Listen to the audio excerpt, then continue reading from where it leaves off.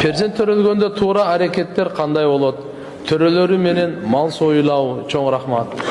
Перзент төрөлөр заматчы сразу саждага жыгылыңыз. Не кылыш керек? Көчөдө эле эмес эми.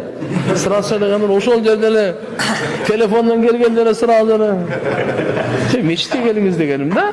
Тияк бияктарга ар күнгө телефон чалып тияк барабыз. Мечитке келип биринчи жараткан Алла Таалага шүгүр айтып. Я Алла деп сага чексиз шүгүрлөр берген неmatыңа депчи. Анан садака бериң кичине. Анан кийин роддомго барың. Барып туруп анан жерде кичине белек алып алыңыз. Шында адамды көңүлүн көтөрө турган ал жерде машалла жубайыңызга бересиз. Ошол жерде медсестралар жакшы жардам берип атат. Кичине иншалла аз мазынча кичине шириндик таттуулук алып барып бер. Убакыт болуп калса эгерде киргизип калса өтө жакшы, кирип туруп сразу азан айтасыз.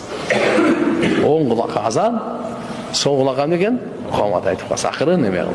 Анан баардыгын чочтуп, кыйкырып, өкүртүп, радиондун үчүн акырын эле айтсаңыз эле болот. Биринчи ушул азан кулагына кирсин.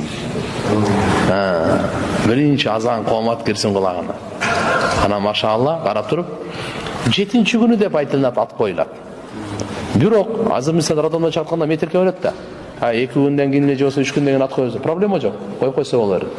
Макулбу?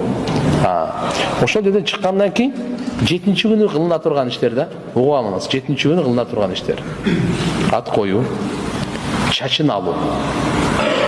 Чачы болсо эненин ичинде жүргөн чач менен чыккан да. Ошол зыяндуу чач да өзүчө.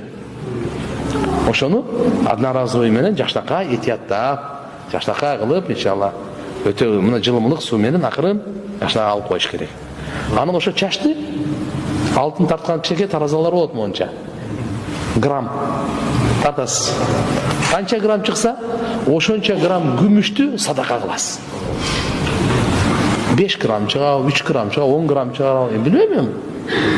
Кандай экенин, чачтуу болуп калса көрөк чыгып калышы мүмкүн. Кандай болгон чакта дагы ошонча граммды кыласыз дагы, бул чачты эмне кыласыз? Жерге көмөсүз. Эми күмүштүн граммы арзан да азырчы. Сиз мындай кылыңыз. Эгерде чөнтөгүңүз мындай бай эле состоятельный адам болсоңуз, ошончо күмүштүн граммынан изделие сатып алың. Күмүштөн жакшы немелер барбы? Анан иншалла өзүңүздүн туугандардан ушу кембагал рак ким кыз болсо, ошого берип кой. Кеше тагырып жүрсүн алда. Ата күмүш азыр канча сом берет, билбейм азыр. 60-70 сом болор чыгар. Вот. Ошол 7-нчи күнү анан кийин колдо бар болсо, уул болсо 2 кой. Кыз болсо 1 кой. Азыр күтүп тургандар уул болсо 4 кой. Азыр кат жазган барбы бирөө? Машалла, машалла. Бирок карап туруңуз, бул дагы сүннөт. Эми талаш бар. Бул мубах экен го, анан сүннөт экен го, мустахаб экен го депчи. Бир пайгамбарыбыз кылган амал кылабыз.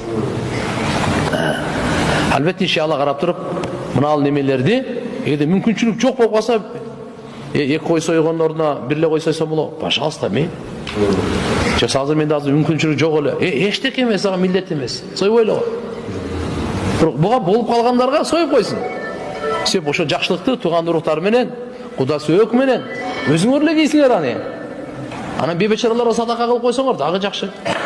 Ушул 7-нчи күнү кой сойгондун атын акыйка деп коёт. Акыйда эмес, акыйка. Акыйкасы деп коёт. Ошо кан чыгаруу максатта, кан чыгаруу максат. Бул Аллага аманат деген сөз. Рахан деп коёт. Алла Таалага залог коюлат да балачы. Кан чыгарылуу менен. Түшүнүптүбү? Кудайым буйрса иншалла мына ушул нерселерди аткарылганга турат.